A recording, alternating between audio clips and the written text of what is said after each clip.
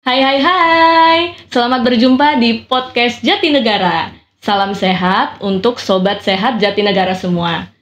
Nah, kali ini sudah bersama saya Irvi dan juga Dr. Nurul. Ya, kita berdua di sini akan berbincang sehat nih ya, tentang suatu topik yang nanti akan kita bahas bersama. Tapi sebelumnya kita mau berkenalan dulu nih ya. Silakan Dr. Nurul, kita perkenalan dulu kali ya ke Sobat Sehat Jatinegara semua. Silakan. Halo, perkenalkan Sobat Sehat Jatinegara. Saya Dr. Nurul, dokter umum di Puskesmas Jatinegara. Ya, terus selain disebutkan nama, coba dok, zodiak sama makanan favoritnya apa dok? Zodiak Sagittarius ya. Oh, Makanan Sagittarius favorit ya? nasi aja. Oke. Gimana dok, kabarnya sehat? Sehat, alhamdulillah. Ya, oke. Nah, sekarang bincang sehat kita kali ini mau membahas mengenai apa sih, Dok? Oke, Irvi. Jadi di bulan April minggu terakhir ini dan pekan di bulan April itu kita memperingati Pekan Imunisasi Dunia ya. Jadi seluruh dunia memperingati pekan imunisasi ini ya. Jadi ini juga menjadi momentum buat kita, buat Sobat Sehat Jatinegara untuk mengingat lagi, membuka lagi bukunya, anak buku imunisasi anaknya apakah sudah lengkap atau belum. Oke. Ya.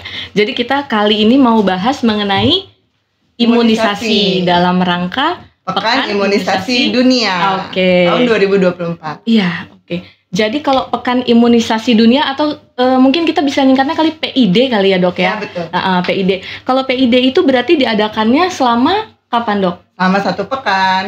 Lebih tepatnya di bulan April. Pekan terakhir di bulan April. Pekan terakhir di bulan April. Iya betul. Jadi Sobat Sehat semua itu Pekan Imunisasi Dunia penyelenggaraannya di bulan April setiap tahun gitu ya dok? Iya betul. Ya oke. Terus terjadinya berlangsungnya selama 1 pekan atau seminggu gitu.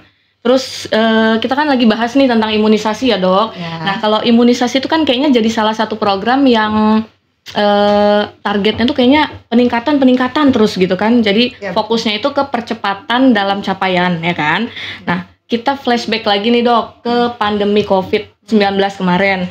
Nah kalau untuk tren imunisasi itu gimana sih dok di pandemi itu? Ya betul Irvi. Jadi pada saat COVID itu kan kita mengalami penurunan tren imunisasi ya. Nah kemudian setelah COVID selesai, kemudian kita sempat naik lagi tuh. Nah 2 tahun belakangan ini tren cakupan imunisasi kita turun kembali. Jadi Pekan Imunisasi Dunia ini salah satu momentum untuk meningkatkan lagi cakupan imunisasinya. Jadi mengingatkan kembali pada orang tua di rumah, ya bunda di rumah, Sobat Sehat Jatinegara di rumah, agar melihat lagi status imunisasi anaknya apakah sudah lengkap atau belum. Oke. Jadi untuk mengingatkan kembali ya sebenarnya apakah Sobat Sehat itu sudah melengkapi status imunisasi anaknya gitu ya. Oke, terus dari tadi kan kita ngomongin tentang imun nih ya dok ya sama Sobat Sehat Jatinegara semua ya. Nah sebenarnya imunisasi sendiri itu apa sih dok? Oke, jadi sekarang harus kita tahu dulu ya imunisasi itu apa, vaksinasi itu apa sih bedanya. Nah, kalau imunisasi sendiri itu dia adalah upaya aktif kita untuk menimbulkan kekebalan dalam tubuh kita ya dengan cara kekebalan terhadap suatu penyakit menular tertentu dengan cara memberikan vaksin. Ada usaha aktif, berarti ada usaha pasif juga. Nah, usaha pasif itu apa? Usaha pasif itu kalau misalnya kita setelah terkena penyakit menular itu. Jadi setelah terkena penyakit pun kita bisa timbul respon imun kita gitu. Itu namanya upaya pasifnya ya. Nah, terus apa bedanya sama vaksinasi? Kalau vaksin ya betul. Imunisasi, vaksinasi. Kalau vaksinasi sendiri itu adalah suatu kegiatannya ya, lebih ke kayak penyelenggaranya, kegiatan untuk pemberian vaksin gitu. Biasanya programnya gitu. Programnya. Jadi kalau imunisasi itu upaya kita gitu ya untuk menimbulkan kekebalan tubuh. Vaksinasi adalah program pemberian vaksinnya. Nah itu ya Sobat Sehat. Jadi kalau imunisasi dan vaksinasi itu berbeda sebenarnya ya. Kalau imunisasi adalah usaha, sedangkan vaksinasi adalah programnya. Jadi kayak pas nyuntiknya gitu kali ya, Dok. Betul. Penyelenggaraannya ya. Penyelenggaraannya, oke. Terus Sobat Sehat tadi juga sudah lihat ya kalau misal kekebalan itu ada yang aktif, ada yang pasif ya, Dok. Jadi upayanya ya. Jadi kalau kekebalan yang aktif itu yang kita memberikan vaksinasi gitu. Tapi kalau kekebalan yang pasifnya yang dari diri sendiri, dari tubuh gitu ya. Setelah kita terkena penyakit. Oh, setelah terkena penyakit. Sistem imun. Oke, berarti sendiri ya, nongol sendiri gitu ya, Dok ya. Iya, betul. Oke. Terus kalau tadi kan tren imunisasi itu cenderung menurun tuh, Dok, waktu pandemi Covid ya. Nah, karena kan orang banyak takut ya. Takut keluar mana. Itu berarti ada daerah-daerah yang menjadi ini ya, titik-titik kayak ini banyak nih kasus, kayak waktu itu kan kita sempat ada pin polio itu ya, Dok. Iya, betul. Sempat juga ada mewabah lagi kembali ya, polio. Mungkin itu karena cakupan imunisasi polio yang rendah ya. Makanya kita giatkan lagi ini untuk tingkatkan lagi imunisasinya. Nah, pekan imunisasi dunia ini salah satu momentumnya untuk kita kembali meningkatkan si cakupan imunisasi. Oke. Terus tadi kita udah ngomongin imunisasi, Dok. Selanjutnya tadi kita ngomongin vaksinasi ya. Kalau vaksinasi itu sebenarnya apa sih, Dok, vaksinnya? Jadi isi vaksin tuh apa gitu? Vaksinnya mungkin ya. Jadi Sobat Sehat Jatinegara semua bisa lihat nih ya sebenarnya, atau bisa mendengarkan info kalau vaksin tuh isinya apa sih? Silakan, Dok. Ya, kalau misalnya vaksin itu kan kalau kita mau divaksin, mau disuntik vaksin ya, biasanya kita sudah melihat di isinya sudah dalam bentuk suntikan ya. Tapi kalau isinya sendiri biasanya dalam bentuk botol ya. Nah, di dalam botolnya itu isinya yang pertama ada antigen. Antigen itu apa sih? Dia tuh isinya virus atau bakteri ya yang sudah dilemahkan, sudah dimatikan. Jadi dia tidak bersifat menimbulkan penyakitnya, tapi dia merangsang tubuh kita untuk memproduksi sel imunnya.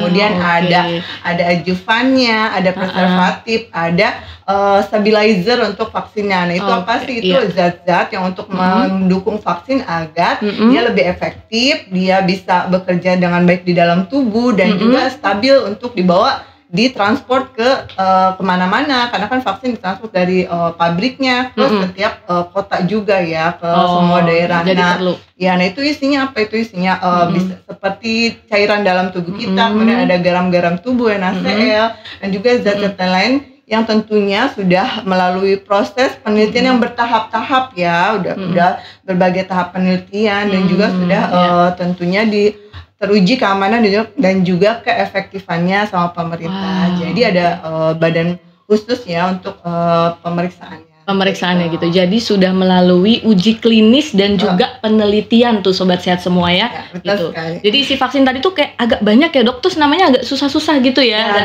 stabilizer tadi sama antigen, sama ada nama yang agak susah tadi ya. Intinya itu saling support. Ya, betul. Oke, iya.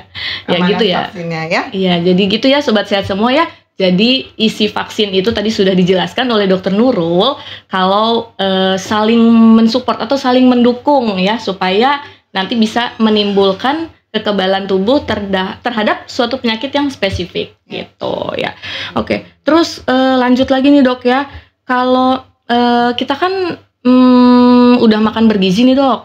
Terus olahraga juga udah teratur ya Sobat Sehat ya pasti. Terus itu kan istirahat cukup, terus minum air putih, makan buah dan sayur ya kan. Nah itu kan tubuh kita kan udah jadi lebih kuat tuh ya. Nah emang kita masih butuh imunisasi emangnya ya? Tentu saja ya masih butuh ya makanan yang bergizi, kemudian istirahat yang cukup, minum air putih yang cukup gitu ya. Olahraga yang teratur. Nah itu sifatnya ada menjaga tubuh kita biar tetap fit, biar tetap imun kita tetap terjaga. Tapi untuk menjaga tubuh dari suatu penyakit, ibaratnya kita butuh tentara khususnya ya. Jadi untuk penyakit campak, ya kita butuh tentara khusus, sel imun khusus yang berfungsi untuk melawan virus campak tersebut. Jadi vaksin spesifik untuk penyakitnya gitu. Oke, jadi spesifik ya. Kalau mungkin anggapannya gini kali ya, Dok. Kalau gaya hidup dan makanan, terus juga pola hidup lah, lifestyle gitu yang sudah Sobat Sehat semua lakukan, itu adalah bentengnya gitu ya, Dok. Tapi kalau untuk penjaga-penjaganya, army ya dok ya, tentara-tentaranya itu dari si vaksinnya, imunisasinya gitu ya sobat sehat semua ya. Oke, terus kalau anak tuh kan ada imunisasi tuh ya, kayak bayi balita itu dok. Emang kudu banget dok, mesti dikasih tuh, wajib ya? Kenapa sih? Kok kita harus ngasih? Ya betul sekali Irvi. Jadi kalau boleh saya kasih tahu dulu ya. Boleh. Jadi secara undang-undangnya nih ya, kalau sobat sehat Jatinegara perlu tahu bahwa di Indonesia ini ada Undang-Undang 1945, ada Undang-Undang Perlindungan Anak, ada Undang-Undang Kesehatan Nomor 17 Tahun 2003. Nah itu semua menjadi dasar hukum. Di antaranya isinya ya, yang pertama anak itu berhak untuk kehidupan yang layak, penghidupan yang layak, anak untuk berkesempatan untuk tumbuh dan kembang yang baik. Kemudian juga anak berhak untuk mendapatkan fasilitas kesehatan untuk imunisasi. Nah, itu sudah tertuang semua di dalam undang-undang tersebut. Jadi imunisasi merupakan hak anak ya, merupakan hak anak dan juga kewajiban orang tua tentunya untuk memberikan imunisasi gitu. Ya secara dasar hukumnya sudah jelas ya, sama pemerintah sudah diatur, sudah dilindungi dalam hukum, dalam undang-undang. Nah, kemudian dari manfaatnya sendiri ya, yang tentunya kalau dari manfaatnya yang pertama ya, vaksinasi itu melindungi anak dari penyakit menular tertentu. Jadi kita harapkan si anak tersebut terhindar dari penyakit menular.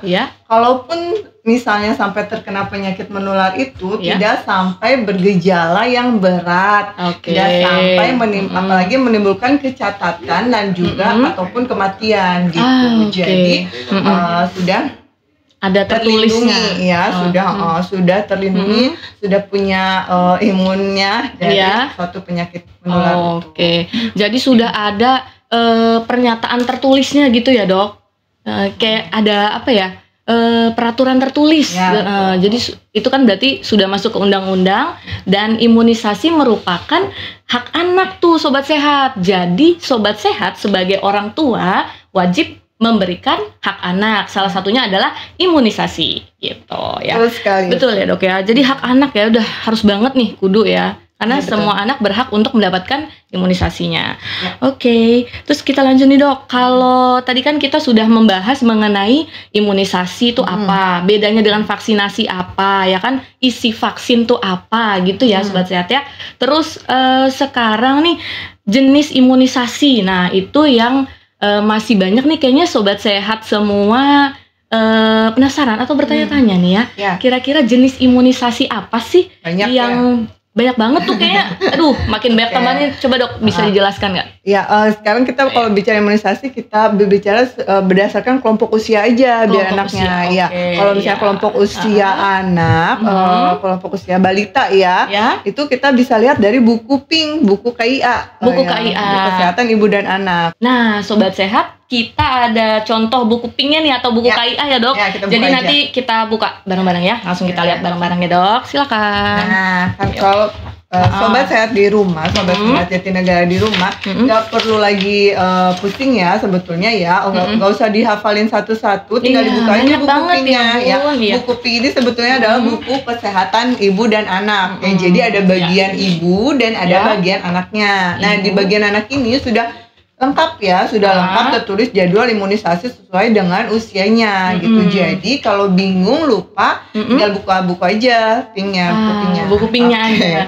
Nah, di sini cara bacanya ya, kita harus paham dulu cara bacanya. Nah, ada sesuai dengan kelompok usia. Ini ada bulannya ya, mulai bulan 0, 1 sampai dengan 2 plus ya, sampai 2 tahun. Nah, kalau yang sebelah kirinya ini ada jenis-jenis vaksinnya, jenis-jenis imunisasinya, ya.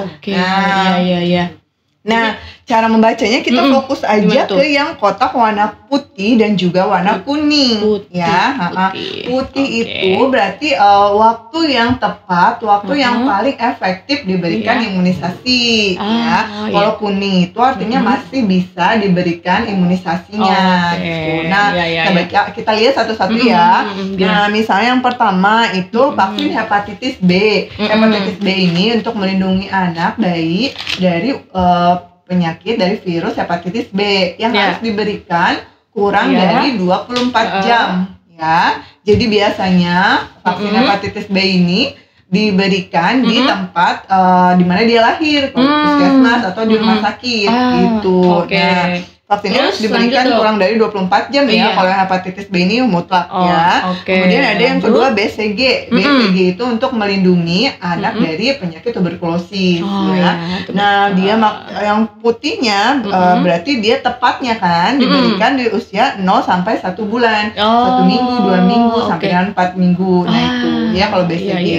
Nah, tapi masih bisa di antara 2 sampai dengan 9 bulan ya. Nanti dikonsultasikan lebih lanjut ke petugas kesehatannya ya. Kemudian ada polio tetes. Nah, dia untuk melindungi dari penyakit polio ya, dari virus polio. Nah, bisa diberikan polio tetes 1 di usia lebih baiknya, lebih tepatnya diberikan pada usia 0 sampai dengan 1 bulan ya, tapi masih bisa diberikan mulai usia 2 bulan sampai dengan 9 bulan ya, begitu cara bacanya dan seterusnya ya. Ada polio 1, ada DPT, HEB dan HIB. DPT ini untuk penyakit difteri, pertusis, tetanus, kemudian hepatitis B dan human influenza virus tipe B. Jadi banyak banget ya jenis imunisasi. Atau jenis vaksinnya tuh banyak banget. Nah, kalau sobat sehat semua bingung, itu imunisasi kayak aduh umur 1 bulan anak saya imunisasi apa nih? 2 bulan, aduh dok bingung.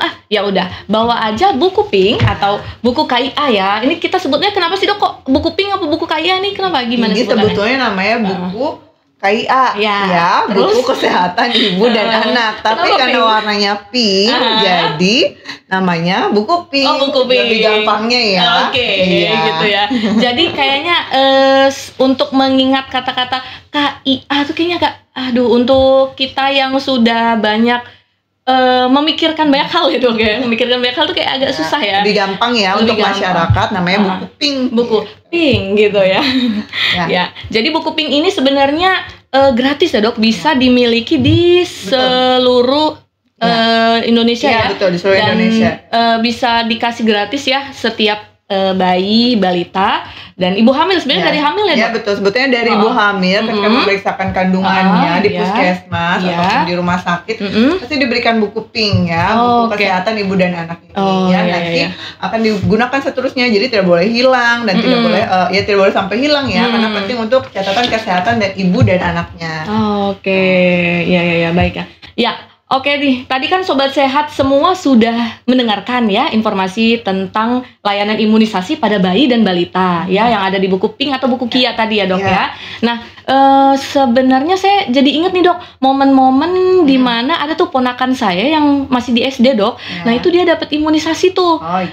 Emang nggak cuman bayi balita aja ya dok ya, tapi anak SD juga apa gimana tuh? Ya betul. Nanti pada saat anak-anak itu mulai usia sekolah dasar ya mereka juga akan mendapatkan imunisasi ya. Jadi nanti usia kelas 1, kelas 1, kelas 2 diberikan vaksin tetanus, kemudian nanti kelas 5 dan kelas 6 juga diberikan vaksin tetanus lagi. Nah, bonusnya pada anak perempuan, bonus di anak perempuan kelas 5 dan kelas 6 SD itu diberikan vaksin HPV ya, human papilloma virus untuk mencegah atau untuk mencegah penyakit serviks ya, kanker serviks gitu.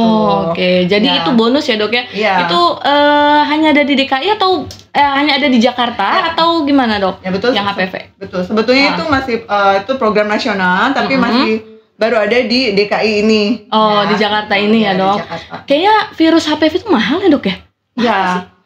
Mahal kayaknya ya. Vaksin HPV itu mahal sekali, ya? Tapi alhamdulillah di Jakarta ini bisa didapatkan secara gratis ya, itu program pemerintah. Wah, enak banget tuh ya Sobat Sehat semua ya. Ternyata vaksin HPV itu sudah gratis digratiskan oleh pemerintah di Jakarta. Diberikan oleh petugas puskesmas. Ya, pasti kita datang ke sekolah-sekolah. Jadi kita yang datang ke sekolah untuk memberikan vaksin HPV itu ya. Betul. Nah, itu ya. Jadi Sobat Sehat semua jangan lupa dan jangan ragu untuk memberikan atau mengizinkan nih anaknya untuk divaksinasi di sekolah gitu ya dok? Ya betul. Ya Ya terus tadi kan kita membahas tentang KIPI ya dok ya. KIPI itu kepanjangannya apa dok? Kejadian ikutan pasca imunisasi ya, itu semacam efek sampingnya ya, efek samping yang ditimbulkan setelah imunisasi. Nah, ada beberapa vaksin imunisasi yang bikin demam ya, di antaranya vaksin DPT, DPT, Hep B, HIV. Kalau DPT apa dok kepanjangannya? Ya, DPT itu difteri, pertusis, tetanus, hepatitis B, dan juga human influenza tipe B. Nah, itu biasanya kita sebut juga vaksin pentabio karena ada 5 jenisnya. Nah, itu dia menimbulkan demam ya. Demamnya bervariasi sebetulnya memang, tapi ayah bunda, sobat Sehat Jatinegara di rumah tidak perlu khawatir.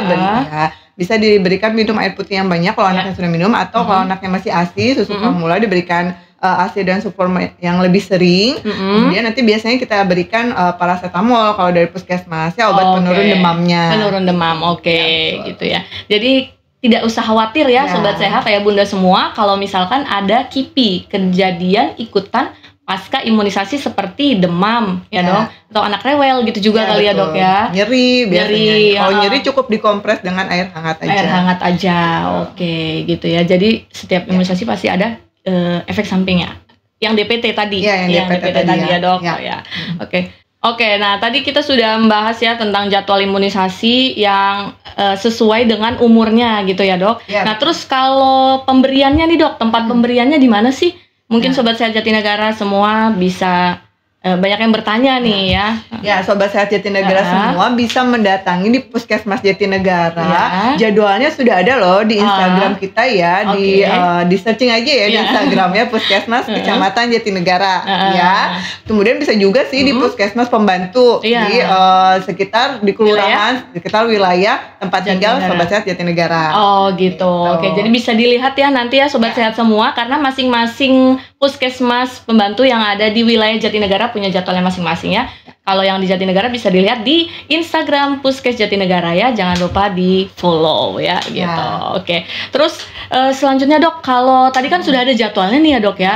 Terus kan kadang ada tuh sobat sehat atau ayah bunda nih yang sibuk gitu ya dok. Pada sibuk nih ya, atau ada yang telat nih anaknya diberikan imunisasi.